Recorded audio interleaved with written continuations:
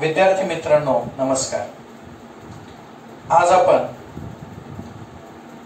साहित्याची प्रयोजनं या प्रकरणातला दुसरा व्हिडिओ पाहत आहोत। साहित्याची प्रयोजनं या प्रकरणाच्या सुरुवातीला म्हणजे मागच्या तासामध्ये मी तुम्हाला सांगितलं होतं की साहित्याची ही जी प्रयोजन असतात ही दुहेरी स्वरूपाची असतात। जेव्हा आपण प्रयोजन म्हणतो तेव्हा त्याचा अर्थ असतो की हे का लिहिलं जातं किंवा का वाचलं जातं। आपण एक प्रयोजन पाहिलं वाचकांशी संबंधित आणि दुसरं प्रयोजन पाहिलं आपण ते होतं लेखकाशी संबंधित। त्याला लेखकनिष्ठ आणि वाचकनिष्ठ असेही म्हणतात। तर त्या संकल्पना आपण थोड्या वेळासाठी बाजूला करूयात आणि एकत्रित स्वरूपात या प्रयोजनांची मांडणी करूया। मागच्या तासामध्ये म्हणजे मागचं प्रकरण पाहत असताना आपण चर्चा केली होती की मराठी साहित्याचं जी सैद्धांतिक भूमिका आहे, मराठी साहित्याची जी मांडणी केली जाते ती भारतीय आणि पाश्चिमात्य अशा दोन्हीची मिळून केली जाते। कारण की जे आधुनिक साहित्य आहे ते आपण पश्चिमेकडून युरोपियन देशाकडून स्वीकारलेलं आहे आणि त्याचबरोबर आपल्याकडे भारताची स्वतःची सुद्धा एक परंपरा आहे। भारताची स्वतःची एक साहित्य परंपरा सुद्धा आहे आणि म्हणून जेव्हा जेव्हा आपण अभ्यास करायचा प्रयत्न करतो, जेव्हा जेव्हा आपण अभ्यास करतो तेव्हा आपल्याला निर्विवादपणे भारतीय आणि पाश्चिमात्य अशा दोन्ही भूमिकेतून त्याचा अभ्यास करावा लागतो। याच्यामुळे आपलं नुकसान होतं का? तर अजिबात नाही। याच्यामुळे आपला फायदाच होतो कारण की आपल्याकडे एकापेक्षा जास्त पर्याय उपलब्ध असतात। म्हणजे साहित्याकडे पाहण्याचे वेगवेगळे दृष्टिकोन आपल्या समोर आपल्याला उपलब्ध होतात आणि म्हणून जसं आपण साहित्याचं स्वरूप पाहत असताना भरतमुनीही पाहिला, फ्रायडेही पाहिला, कार्ल मार्क्सही पाहिला, टी.एड. इलियड पाहिला, आनंदवर्धनही पाहिला, वामनही पाहिला, म्हणजे भारतीय सुद्धा पाहिले, पाश्चात्य सुद्धा पाहिले, त्यांचा सुद्धा आपण अभ्यास केला, संत साहित्य सुद्धा आपण अभ्यास केला। त्याचप्रमाणे आपण जेव्हा प्रयोजनाचा विचार करू, लेखक का लिहितो आणि वाचक का वाचतो याचा जेव्हा आपण अभ्यास करू तेव्हा भारतीय अभ्यासकांनी त्याच्याविषयी काय सांगितलं आणि पश्चिमेकडील देशामध्ये म्हणजे युरोपमध्ये, अमेरिकेमध्ये, रशियामध्ये, तिकडच्या देशामध्ये काय म्हटलं गेलं, साहित्य कशासाठी लिहिलं जातं, हा व्यवहार कशासाठी केला जातो, साहित्य व्यवहार हे आपल्याला या तासामध्ये पाहायचं। तर सुरुवातीला आपण भारतीय साहित्य विचार याचा अभ्यास करू। आता भरतमुनी असेल, मम्मट असेल, वामन असेल, क्षेमेंद्र असेल, या प्रत्येक अभ्यासकाने साहित्य कशासाठी लिहिलं जातं याचं विश्लेषण करण्याचा प्रयत्न केला। प्रत्येकाने सांगितलं की साहित्य पैसे मिळवण्यासाठी लिहिलं जातं, साहित्य अध्यात्मासाठी लिहिलं जातं वगैरे वगैरे सगळं काही सांगितलं। पण त्याच्यामध्ये जो एक अभ्यासक आहे मम्मट नावाचा, त्या मम्मटानं काव्य प्रकाश नावाचा एक ग्रंथ लिहिला। हा जो मम्मट आहे या मम्मटानं कोणता ग्रंथ लिहिला तर काव्य प्रकाश। आणि या काव्य प्रकाश या ग्रंथामध्ये त्याने साहित्याच्या प्रयोजनाची चर्चा केली। आता ही चर्चा करत असताना त्याने एक महत्वाचं काम केलं की त्याच्या पूर्वीचे जेवढे कोणते अभ्यासक होते म्हणजे जे साहित्याच्या प्रयोजनाविषयी चर्चा करत होते की साहित्य का लिहिलं जातं, साहित्य का वाचलं जातं, याविषयी ज्या चर्चा झाल्या त्या चर्चेमधून त्याला जे जे महत्वाची वाटली प्रयोजनं ती प्रयोजनं त्यांनी एकत्रित केली आणि त्याच्यातून त्यांनी काव्य प्रकाश या ग्रंथामध्ये एक कारिका लिहिली। कारिका म्हणजे 2 ओळीची। कारण की मी तुम्हाला पूर्वी सांगितलेलं आहे की पूर्वीच्या काळी सर्व शास्त्र, सर्व साहित्य हे कवितेमध्ये लिहिलं जायचं कारण की ते मुखोद्गत होण्यासाठी सोपं असायचं, पद्यमय असायचं, चालीमध्ये असायचं।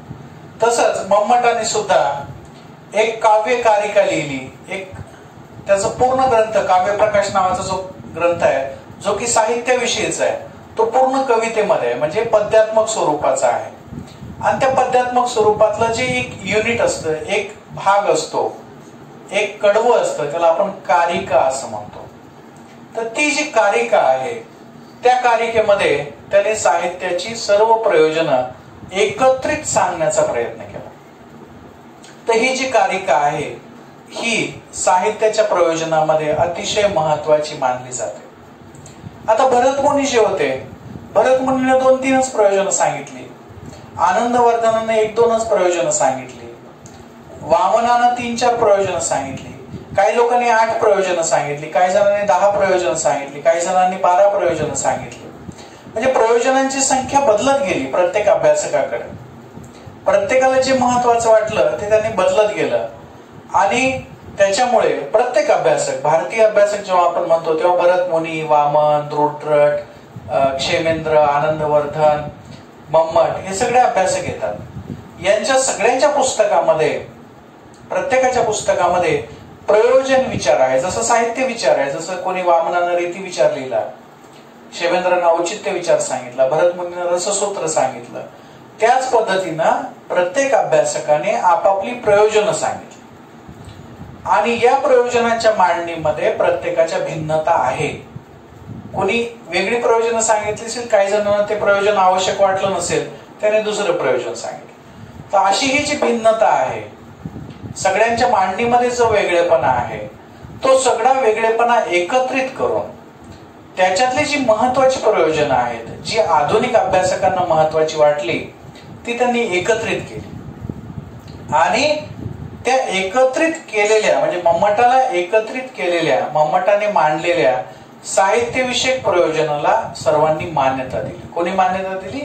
तर आधुनिक अभ्यासकांनी. म्हणून जेव्हा भारतीय साहित्य विचारामध्ये प्रयोजन विचार केला जातो तेव्हा हा मम्मट अतिशय महत्वाचा मानला जातो. तो म्हणाल मम्मटानंच एकाच प्रयोजन सांगितली का? तर असं अजिबात नाही. भरतमुनी नाही सांगितली, वामनानंही सांगितली, क्षेमेंद्रानंही सांगितली, परंतु त्यांनी 2-2, 4-4, 5-5 सांगितली. त्या सगळ्यांचं एकत्रित स्वरूपात, त्या सगळ्यांचं एकत्रित विश्लेषण या मम्मटाने केलं. काही त्यांनी सोडून दिली. समजा वामनाने एखादं प्रयोजन सांगितलं, ते मम्मटाला नाही आवडलं, त्यानं सोडून दिलं. भरतमुनीने एखादं प्रयोजन सांगितलं, मम्मटाने ते सोडून दिलं. पण त्याला जे महत्वाचे वाटले ते त्यांनी एकत्रित केले आणि हे जे एकत्रित केलेली प्रयोजन आहेत ती एका कारिकेमध्ये, म्हणजे 2 ओळीमध्ये आहेत, एका कवितेच्या पद्यमय अशा एका कडव्यामध्ये आहेत. तर ती कडवं, तो जो कारिका आहे, ती कारिका भारतीय प्रयोजन विचारामध्ये अतिशय महत्वाची मानली जाते. म्हणजे मम्मटाचं आपण जेव्हा प्रयोजन विचार घेऊ तेव्हा, जसं आपण रससूत्र घेतलं तर भरतमुनी प्रमुख आहे, तसं जेव्हा प्रयोजन विचार घेऊ, भारतीय प्रयोजन विचार, तेव्हा महत्वाचं काय असेल? हा मम्मट असेल, त्याचा हा काव्यप्रकाश ग्रंथ असेल आणि या काव्यप्रकाश ग्रंथामधला ती एक कारिका असेल. ती कारिका कोणती आहे? तर तो म्हणतो काव्यम यशसे, काव्यम यशसे.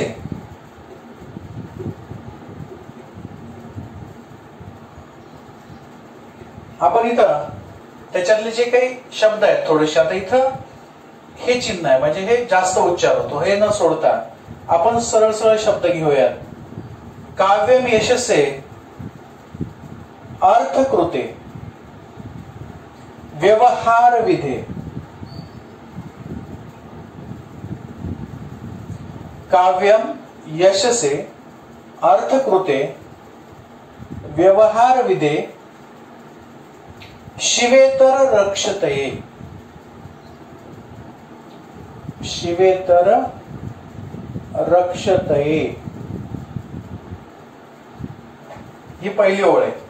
काव्यम यशसे अर्थकृते व्यवहार विधे शिवेतर रक्षतये.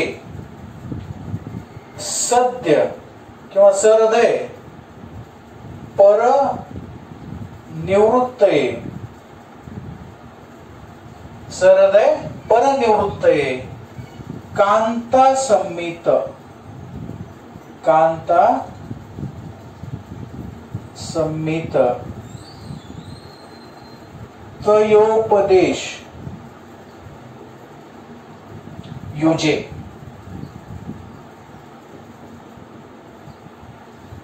कांता संमित तयोपदेश युजे. आता ही जी कारिका आहे ही मुद्दाम आपण लिहून घेतली कारण की तुमच्यासाठी महत्वाची. काव्यम यशसे अर्थकृते व्यवहारविदे शिवेतर रक्षते सरदय परनिवृत्ते कांता संमित तयोपदेश युजे. आता ही कारिका जेव्हा अभ्यासकांनी फोडली, त्याचं जेव्हा विश्लेषण पाहिलं, जेव्हा याचा अर्थ समजून घेतला, तेव्हा त्याचा अर्थ आला की काव्याचं प्रयोजन काय असतं, काव्य कशासाठी लिहिलं जातं. तर पहिला घटक आहे यश मिळवण्यासाठी, काव्यम यशसे. दुसरा घटक आहे अर्थ म्हणजे पैसा. काव्यम यशसे अर्थकृते व्यवहारविदे. व्यवहार ज्ञान. आता इथे व्यवहार ज्ञान सगळे अभ्यासक म्हणतात, पण तो व्यवहार विद्येचा आणखी वेगळा सुद्धा अर्थ आपल्याला काढता येतो. चौथा आहे शिवेतर रक्षते.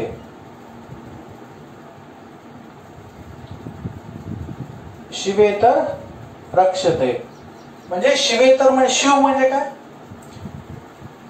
यश म्हणजे माणसाला यशस्वी होण्यासाठी काव्य महत्वाचं असतं असं त्याचं म्हणणं. अर्थ पैसे मिळवण्यासाठी साहित्य लिहिलं जातं. पहिलं काय, यश मिळवण्यासाठी साहित्य लिहिले जातं आणि वाचले जातं. पैसे मिळवण्यासाठी साहित्य लिहिलं आणि वाचलं जातं. व्यवहार ज्ञान मिळवण्यासाठी आणि देण्यासाठी लिहिलं जातं आणि वाचलं जातं. शिवेतर रक्षते म्हणजे जे अशुभ आहे. शिवेतर शिव म्हणजे जे सत्य आहे, त्या सत्याच्या शिवाय जे काय आहे, जे काही वाईट गोष्टी आहेत, त्या वाईट गोष्टीपासून रक्षण करण्यासाठी सुद्धा साहित्य लिहिलं आणि वाचलं जातं. आपण मंत्र वगैरे म्हणतो देवतेचे वगैरे वगैरे. सरदय परनिवृत्त आहे म्हणजे आपल्यासारखा जो हृदयाचा आहे तो सरदय परनिवृत्त आहे. कांता संमित तयोपदेश युजे. कांता संमित तयोपदेश म्हणजे कांता म्हणजे पत्नी. पत्नी जशी उपदेश करते त्या पद्धतीनं उपदेश करण्यासाठी साहित्य लिहिलं आणि वाचलं जातं. तर आता आपण ही जी प्रयोजन आहेत, ही प्रयोजन आपण थोड्या वेळासाठी फक्त लेखकनिष्ठ आहेत अशी गृहीत धरू. म्हणजे आपण इथं वाचकांचा विचार नाही करायचा. वाचकांचे विचार आपण नंतर करू याच प्रयोजनाच्या संदर्भात. सुरुवातीला आपण लेखकांचा विचार करू. पहिलं प्रयोजन कोणतं आहे, काव्यम यश म्हणजे पहिलं प्रयोजन आहे हे यश प्राप्तीसाठी. दुसरं प्रयोजन आहे अर्थकृती, अर्थ मिळवण्यासाठी. तिसरा आहे व्यवहार विदे, व्यवहार ज्ञान किंवा व्यवहार क्षमता वाढवण्यासाठी. आणि चौथा आहे शिवेतर रक्षते म्हणजे अशुभापासून स्वतःचं संरक्षण करण्यासाठी. आता हे खरं आहे का, किंवा हे खरं असेल तर हे कशा पद्धतीनं खरं आहे. तर यांनी ही प्रयोजन एवढी सांगितलेली आहे. आणि या प्रयोजनामध्ये सर्वात महत्वाचं प्रयोजन आहे यश प्राप्तीसाठी. आता यश प्राप्तीसाठी कविता कामाची येते असं जर तुम्हाला सांगितलं की कवितेमुळे यश मिळतं, कादंबरी कथा नाटक पाहिल्यामुळे यश मिळतं असं जर तुम्हाला सांगितलं तर तुम्ही म्हणाल सर आम्ही कितीतरी चित्रपट पाहिलेले आहेत आतापर्यंत आयुष्यात, आम्ही काही यशस्वी झालो नाही. आलं लक्षात. किंवा कितीतरी टीव्ही सिरियल्स पाहतात लोक किंवा कितीतरी कादंबऱ्या कथा वाचतात, ते यशस्वी होतात का. यशस्वी होऊ पण शकतात ते, नाही असं नाही. परंतु यशाचा आणि साहित्याचा काय संबंध. तर याच्यासाठी आपलं त्या काळातलं साहित्य कसं होतं हे पाहावं लागेल. जेव्हा मम्मट काव्य प्रकाश लिहित होता तेव्हा त्या काळातलं साहित्य हे आजच्या कथा कादंबऱ्या नव्हत्या, तर महाकाव्य होतं. आणि त्या काळामध्ये वाचन आणि लेखन येणं हीच मोठी गोष्ट असायची. म्हणजे कुणालाही लिहिता यायचं नाही, कुणीही वाचू शकायचं नाही. तर अशा वेळेस हा जे महाकाव्य म्हणजे पुस्तक मिळणं, हातात येणं, हे सुद्धा अशक्य होतं. पुस्तक हातात मिळायचे नाही त्या काळामध्ये, कारण लेखन वाचन नावाचा प्रकारच नव्हता. तो विशिष्ट धार्मिक किंवा राजे रजवाडेच लिहायचे, कारण त्या काळामध्ये एवढे कागद वगैरे नव्हते. तर हे महाकाव्य जे असायचे हे कोण लिहू शकायचे, तर जे कवी असायचे, जे साहित्यिक असायचे. आणि ज्यांना राजाचं संरक्षण असायचं. आणि हा जो राजा असायचा, हा राजा त्याच्या दरबारामध्ये असे कवी लेखक ठेवायचा, त्यांना मानधन द्यायचा, त्यांना पैसे द्यायचा, त्यांच्याकडे मोठमोठे जहागिरी असायचे. आणि त्यांच्याकडे एकच काम असायचं की राजाला आवश्यक असेल किंवा त्यांना जे सांगितलं असेल, त्याला जे आवडत असेल असं साहित्य, असं काव्य त्या काळामध्ये लिहायचं आणि त्याला प्रस्तुत करायचं. आणि म्हणून यश मिळवण्यासाठी जर तुम्हाला यशस्वी व्हायचं असेल तर काय आवश्यक असतं? हे साहित्य लिहिलं गेलं पाहिजे. हे महाकाव्य ज्यानं लिहिलं तो राजाच्या जवळ जायचा, राजाच्या दरबारामध्ये जायचा, आणि राजाच्या दरबारामध्ये गेला की त्याला सुखच सुख असायचं. या यशाचं एक उदाहरण तुम्हाला सांगायला काही हरकत नाही. महानुभव संप्रदायामध्ये एक नरेंद्र नावाचं एक कवी आहे. त्याचा रुक्मिणी स्वयंवर हा ग्रंथ साती ग्रंथामध्ये, म्हणजे त्याच्या आध्यात्मिक स्वरूपाचा आहे. त्याची कथा आहे. तर मला वाटतं ती तुम्हाला होतीच की तो राजदरबारामधला कवी होता आणि राजदरबारामधल्या कवींमध्ये स्पर्धा लागली की कोण चांगलं कविता लिहू शकतो, कोण साहित्य चांगलं लिहू शकतं. आणि मग नरेंद्रानं रुक्मिणी स्वयंवर हे काव्य लिहिलं.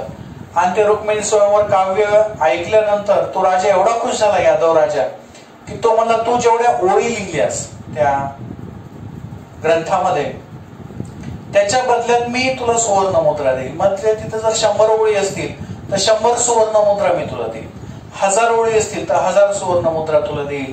फक्त तू काय कर, ते महाकाव्य माझ्या नावावर कर.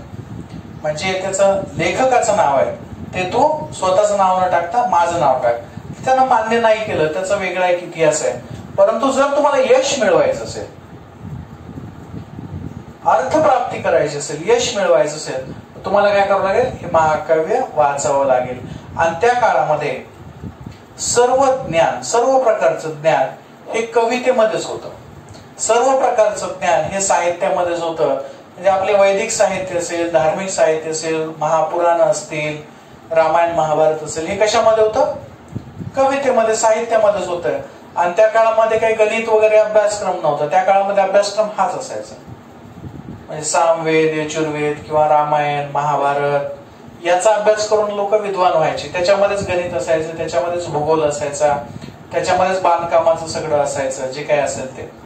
तर त्या काळातलं सगळं ज्ञान हे काव्यात्मक स्वरूपात होतं. आणि म्हणून हे जे काव्य आहे हे वाचल्यामुळं पहिल्यांदा काय मिळतं? तर यश मिळतं. आणि जो चांगलं काव्य लिहिल तो सुद्धा काय होईल? यशस्वी होईल.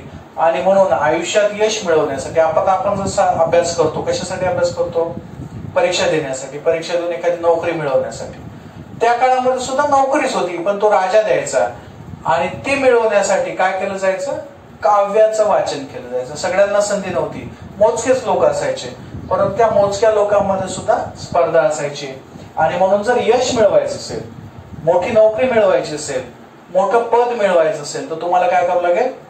साहित्याचं वाचन आणि लेखन करावं लागेल. म्हणून यश हे मम्मटानं पहिलं साहित्याचं प्रयोजन मानलेलं आहे. म्हणजे आपण सुद्धा म्हणतो ना, एखादा माणूस शिकला तर तो मोठा होईल. तेच शिक्षण नावाचा प्रकार त्या काळामध्ये अस्तित्वात नव्हता. त्याला हे साहित्य म्हणत. त्या काळामध्ये वेगवेगळे विषय जरी असले, आजच्या सारखं नव्हतं ते अनौपचारिक स्वरूपाचं असायचं. गुरुच्या घरी जाऊन त्याचं वाचन लेखन करावं लागायचं. आणि म्हणून हे यश प्राप्ती, आयुष्यात जर यशस्वी व्हायचं असेल तर तुम्हाला काय करावं लागेल? साहित्याचं लेखन आणि वाचन करावं लागेल. ही पहिली गोष्ट, हे पहिलं प्रयोजन यांनी सांगितलं. म्हणजेच तुम्हाला यशस्वी होण्यासाठी काव्य लिहायचंय. आता असा विचार करा की तुम्हाला यशस्वी व्हायचंय, तुम्ही मध्ययुगामध्ये आहात आणि राजाला खुश करण्यासाठी, यशस्वी होण्यासाठी तुम्हाला लिहायचं. तर काय कराल? आणि अलंकार जो आहे भावानं सांगितलेला किंवा रीती जी आहे वामनानं सांगितलेली, त्याने सांगितले साहित्य म्हणजे रीती, आणि ती अलंकारामध्ये व्यक्त झाली पाहिजे. आणि तुम्हाला तर यशस्वी व्हायचं, बाकीच्या पेक्षा हुशारी दाखवायची स्वतःची, तर काय कराल? साहजिकच आहे ना की तुम्ही तुमचं सगळं साहित्य एवढं अलंकारिक कराल, एवढं अलंकारिक कराल, एवढं त्याच्यामध्ये सजवाल, त्याला अलंकाराचा एवढा वापर कराल की त्याच्यामध्ये तुमची विद्वत्ता दिसून येईल. तुमची विद्वत्ता दिसून आली की राजा तुमच्यावर खुश होईल, तुम्हाला यश मिळेल, तुमचं नाव मोठं होईल, तुम्हाला मोठ्या पदावर जाता येईल आणि तुमच्या आयुष्यातलं कोणती अडचण तुम्हाला राहणार नाही. आणि म्हणून तुम्ही जर पाहाल तर जे साहित्याचं स्वरूप असेल त्या पद्धतीनं लिहिल्या गेलेलं साहित्य. अलंकार म्हटलं तर खूप अलंकार, रीती म्हणली तर वेगवेगळ्या पद्धतीच्या रीती, ध्वनी म्हटलं तर एवढं ध्वनीत केलं की साध्या माणसाला त्याचा अर्थ सुद्धा समजत नाही जोपर्यंत तुम्ही डोकं खूप खाजवून त्याला समजून घेत नाही त्याला. तर अशा पद्धतीने यश प्राप्तीसाठी साहित्य निर्माण केलं जातं, असं मम्मटाचं पहिलं प्रयोजन आहे. दुसरं प्रयोजन आहे अर्थप्राप्तीसाठी. अर्थप्राप्ती म्हणजे काय? कारण की त्या काळामध्ये दोनच गोष्टीसाठी साहित्य वापरलं जायचं. एक तर राजदरबार, हा राजदरबारामध्ये व्यवहार व्हायचा ज्ञानाचा किंवा साहित्याचा, कवितेचा, करमणुकीचा, किंवा दुसरा जो होता तो होता धार्मिक स्वरूपाचा. धार्मिक ग्रंथ लिहायचे, रामायणाचे लिहायचे, महाभारत लिहित राहायचं, नकला करायच्या. म्हणजे त्या काळामध्ये काही प्रिंटिंग स्वरूपाचं काही नव्हतं, छपाई नावाची काही व्यवस्था नव्हती. तर त्या काळामध्ये काय करायचे, लेखन करायचे. म्हणजे एका ग्रंथाचे 10 ग्रंथ लिहायचे, 10 जणांनी बसायचं आणि एका ग्रंथाच्या नकला करायच्या. एक जण सांगायचं आणि बाकीच्याने लिहायचं. तर हा जो नकला नावाचा प्रकार होता, किंवा धार्मिक स्वरूपाचे सुद्धा जे ग्रंथ असायचे ते पारायण केली जायची, त्याच्यामधून पैसा मिळायचा, त्याच्यातून रोजगार मिळायचा. राजाला खुश केले की राजा सुद्धा त्याला पैसे धनदौलत द्यायचा. तर जो साहित्यिक आहे तो साहित्यिक महाकाव्य किंवा ग्रंथ लिहायचा, त्याच्यातून त्याला यश प्राप्त व्हायचं, मोठ्या नोकऱ्या मिळायच्या किंवा मग त्यांना बक्षिशी मिळायची. हे जे कवी असायचे त्या काळामधले विद्वान लोक, हे राजा प्रत्येक राजाच्या दरबारामध्ये जायचे, तिथं आपली कविता सादर करायचे आणि त्याच्याकडून पैसा बक्षिशी घेऊन त्याला खुश करून दुसऱ्या राजाकडे जायचे. जर तो राजा खूपच खुश झाला तर तो त्याला ठेवून घ्यायचा स्वतःकडे, की तू आमच्या दरबारामध्ये राहा आणि इथंच काम कर, तुला आम्ही पगार देतो. तर त्या काळामध्ये अशा पद्धतीचा हा व्यवहार व्हायचा, कारण त्या काळामध्ये हुकुमशाही होती. आणि म्हणून मम्मटानं जी सर्वात महत्वाची 2 प्रयोजन सांगितलेली आहेत, पहिली ती आहे यशसे आणि अर्थकृते. म्हणजे स्वतःचं नाव व्हावं, प्रतिष्ठा व्हावं, मोठ्या पदावर जावं, याच्यासाठी लोकांनी साहित्य लिहिलं जातं. आणि दुसरा व्यवहार कशासाठी केला जातो, तो पैसे मिळवण्यासाठी. आता पैसे मिळवण्यासाठी, नाव मिळवण्यासाठी सगळीकडे जगामध्ये कवी तयार झालेले, तर नाटककार तयार झालेले आहेत, साहित्यिक तयार झालेले, हा साहित्यिक व्यवहार होतो. आता हाच व्यवहार वाचकांशी कसा काय संबंधित आहे? तर साहजिकच आहे, जेव्हा मोठ्या माणसाला त्या पद्धतीने पैसे मिळतात तेव्हा वाचक सुद्धा कशासाठी वाचेल, त्याला सुद्धा ती पद्धत शिकायची असते, त्याला सुद्धा ते पद मिळवायचं असतं, त्याला सुद्धा तेवढा पैसा हवा असतो. आणि म्हणून तो त्याचा कसून अभ्यास करतो. म्हणजे या गोष्टी मिळवण्यासाठी वाचक देखील प्रयत्न करतो, त्याला पुढे जाऊन ते सगळ्या गोष्टी मिळवायच्या असतात. आलं लक्षात? म्हणजे याला सुद्धा पुढे जाऊन कवी व्हायचं असतं. म्हणजे हा जो साहित्य व्यवहार आहे तो आजच्या सारखा नाही. आज जसं आहे की एखादा कवी आहे आणि त्याने एखादी कविता लिहिली, आपण ती वाचली आणि ते संपलं का, असं नाही. त्या काळामध्ये कविता तोच वाचायचा ज्याला पुढे चालून कवी व्हायचा. आलं लक्षात? म्हणजे हा जो वाचक आहे हा कशासाठी कविता वाचायचा किंवा कशासाठी साहित्य वाचायचं, कशासाठी समजून घ्यायचा? कारण की ते वाचल्यामुळं त्याला पुढे चालून भविष्यामध्ये स्वतः कवी होता येत होतं आणि त्याच्या हे लक्षात आलं होतं की आपल्याला हे करायचं. आणि म्हणून, कारण की त्या क्षेत्रामध्ये कोणी कविता वाचू शकायचं नाही, मर्यादित लोक होते जे त्या क्षेत्रामध्ये, त्यांनाच ते वाचायचं, दुसऱ्याला ती संधी नव्हती. तर असा वाचक सुद्धा तेच मिळवण्यासाठी करायचा. आपण सुद्धा का वाचतो, आपण सुद्धा अभ्यास का करतो, आपण सुद्धा एवढी मोठी डिग्री का घेतो, कशासाठी? यश प्राप्तीसाठी आणि अर्थकृत्य, पैसे मिळवण्यासाठी. पैसे मिळवायचे असतात म्हणूनच आपण अभ्यास करतो, नोकरीला जातो, नोकरी मिळवतो. तर साहित्यिकानं जर पैसे मिळवण्यासाठी साहित्य लिहिलं तर काय फरक पडतो? ही आपली भूमिका आहे आणि ही मम्मटाची सुद्धा भूमिका आहे. आता याच्या उलट सुद्धा एक भूमिका आहे की असं असावं का? आता नैतिकतेचा प्रश्न, आपण याच्यात थोडासा प्रश्नार्थक चिन्ह, असं असावं का? साहित्यिकांनी, कवींनी, लेखकांनी पैसे मिळवण्यासाठी साहित्याचं लेखन करावं का? कारण की पैसे मिळवण्यासाठी काय केलं जाईल? दुसऱ्याला खुश केलं जाईल, खरं लिहिलं जाणार नाही, खोटं लिहिलं जाईल. आलं लक्षात? म्हणजे एखाद्याला यश मिळवायचं, ते यश मिळवण्यासाठी सावकाराची, एखाद्या राजदरबारातल्या एखाद्या व्यक्तीची किंवा राजाची स्तुती केली की तो खुश होईल. मग सामान्य लोकांचं काय करायचं? मग सामान्य लोकांविषयी जर लिहिलं, चांगलं लिहिलं, तर राजा नाराज होईल. म्हणजे तुम्ही एक सामान्य लोकांच्या बाजून लिहिलं तर राजा नाराज आहे, तुम्हाला पैसे आणि यश मिळणार नाही. तुम्ही राजाच्या बाजून लिहिलं तर सामान्य लोकांचं जी भूमिका आहे ती साहित्यातून येणार नाही, त्यांचे प्रश्न येणार नाहीत आणि पण तुम्हाला हे मिळेल. तर साहित्यिकांनी काय करायला पाहिजे? तर मम्मटानं निर्विवादपणे सांगितलं की साहित्यिक, कवी, कादंबरीकार, नाटककार हा काय निवडतो? तर यश आणि अर्थ, म्हणजे यशस्वी होण्यासाठी, पैसे मिळवण्यासाठी सतत तो झगडत असतो, त्याच्यासाठी तो साहित्य लिहितो. त्याला सामान्य लोकांशी काही संबंध जोडता कामा नये. आणि हा अतिशय सगळ्यात महत्वाचा प्रश्न आहे की असं असावं का? तर हा प्रश्न या मम्मटाला लागू पडत नाही. मम्मटानं सांगून दिलं, काव्य हे यश मिळवण्यासाठी आणि पैसे मिळवण्यासाठीच लिहिलं जातं. याला दुसरा बाकीचे जे आहेत ते सुद्धा नंतरचे आहेत. ही प्रयोजनं भरतमुनीनं सांगितली. ही प्रयोजनं, पहिली दोन प्रयोजनं भरतमुनीची आहेत, क्षेमेंद्राची आहेत, आनंदवर्धनाची आहेत. सगळ्या संस्कृत मधल्या किंवा सगळ्या ज्याला आपण भारतीय विचार म्हणतो त्या सगळ्या लोकांनी ही दोन प्रयोजनं आणि आणखी याच्यातली एक एक दोन दोन प्रयोजनं मान्य केलेली आहेत. तर याच्यावरून आपण जे सांगितलं होतं की प्रयोजनावरून साहित्याचं स्वरूप ठरतं, प्रयोजनावरून साहित्य कसं असेल हे ठरतं. आणि ही प्रयोजनं तेव्हा पण लागू होती आणि आपल्याकडे आता सुद्धा लागू आहेत. मधल्या काळामध्ये संतांनी हे प्रयोजन नाकारलं. आपल्याकडे जे संत आहेत ते यश मिळवण्यासाठी अभंग लिहित नाहीत. तुकारामांनी पैसे कमवण्यासाठी कधी अभंग लिहिले नाहीत. पण नंतरच्या काळात, म्हणजे आताच्या काळात करतात पैसे मिळवण्यासाठी, किंवा नंतरच्या काळात शाहिरांनी वगैरे स्तुती केली खूप लोकांची चुकीच्या पद्धतीनं. तर हा गोष्ट वेगळी आहे.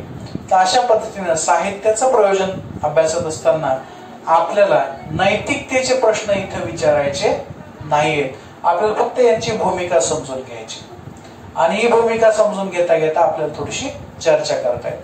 तर अशा पद्धतीने आज आपण मम्मटाची ही दोन प्रयोजनं पाहिली. मम्मटांचं म्हणणं आहे की यश मिळवण्यासाठी, यशस्वी होण्यासाठी आणि पैसे मिळवण्यासाठी साहित्य लिहिलं जातं आणि वाचलं जातं. याच्यानंतरची प्रयोजनं आपण पुढच्या तासामध्ये पाहूयात.